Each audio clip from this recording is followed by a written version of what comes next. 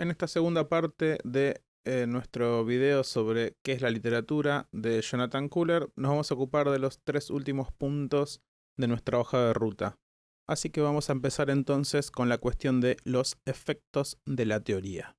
Kuller nos plantea que el efecto más importante de la teoría es que pone en duda el sentido común, las ideas que son de sentido común sobre el significado, la escritura, la literatura o la experiencia. Lo que tenemos acá entonces es una segunda característica de la teoría. La primera era la que vimos en el video anterior y es la interdisciplinariedad, ¿no? Podemos volver un poquito al esquema que habíamos planteado, donde vemos cómo la teoría es algo que atraviesa diferentes disciplinas.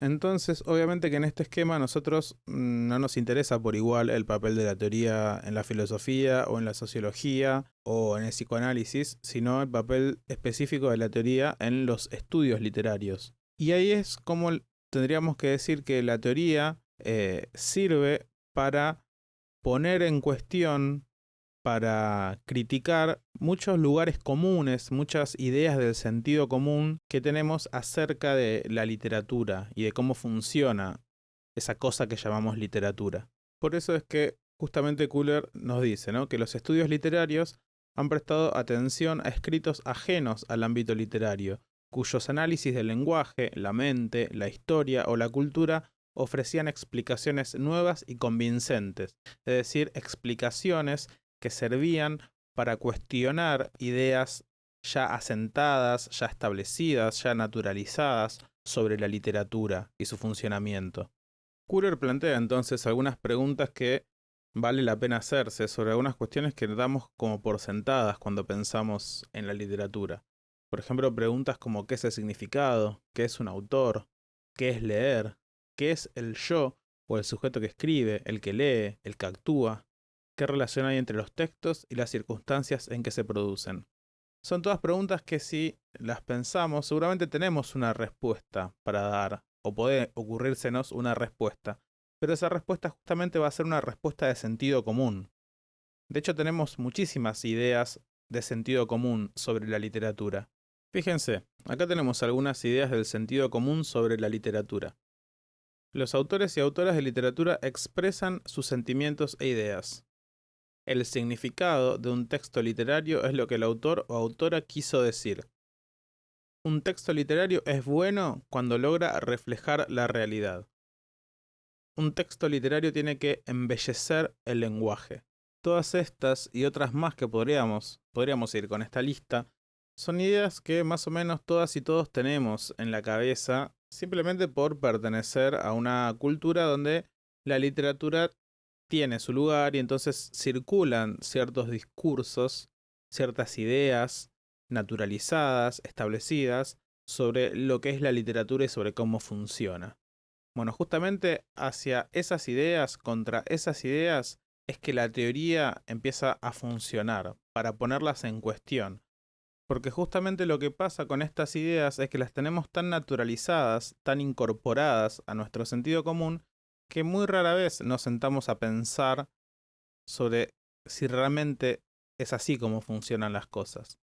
Entonces justamente la teoría, los textos de teoría en los estudios literarios sirven para revisar estas ideas del sentido común.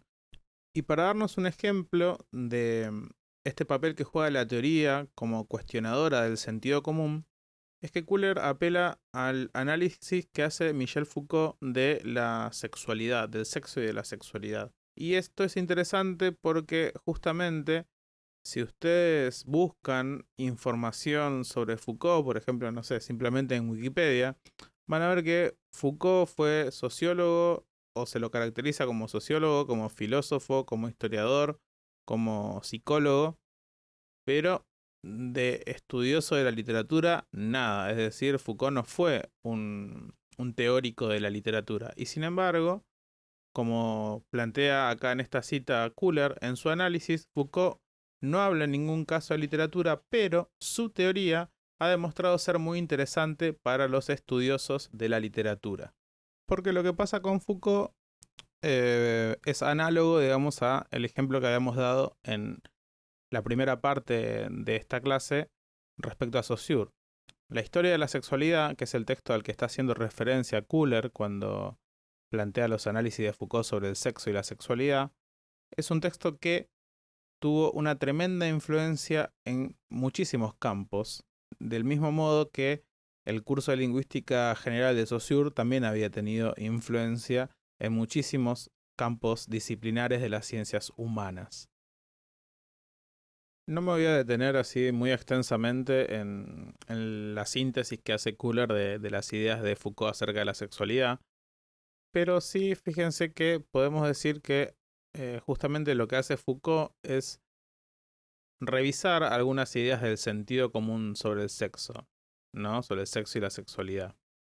Por ejemplo, la idea de que el sexo es algo natural, que es un hecho de la naturaleza, y la idea de que el sexo está fuera del poder, ¿no? Y que las instituciones, ya sean las instituciones religiosas, políticas, educativas, lo que sea, intentan controlarlo o reprimirlo. También estas son como dos ideas que tenemos bastante incorporadas respecto al sexo y la sexualidad.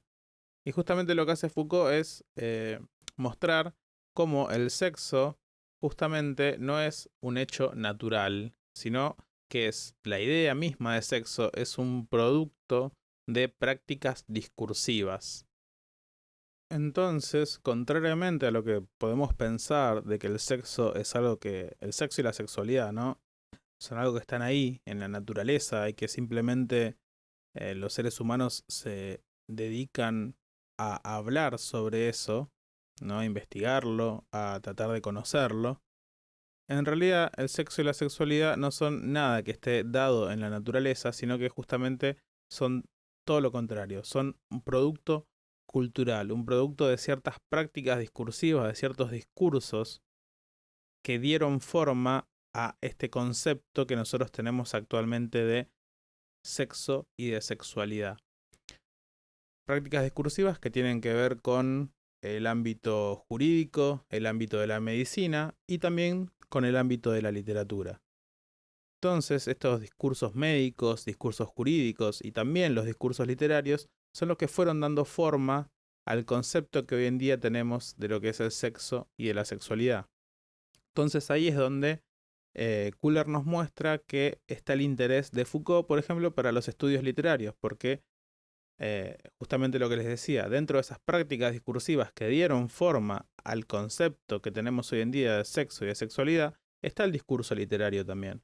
Entonces, a los estudiosos de la literatura, las ideas de Foucault les sirven para observar ese objeto llamado literatura desde otro lugar, desde otro enfoque, pensándolo ahora como una práctica que da forma a ciertas ideas sobre el sexo y la sexualidad. Es decir, la literatura también funciona creando este objeto que no existía antes como algo dado y natural, sino que es fruto de todo un entramado de poder, digámoslo así, un entramado de poder que crea al objeto a través de diferentes discursos.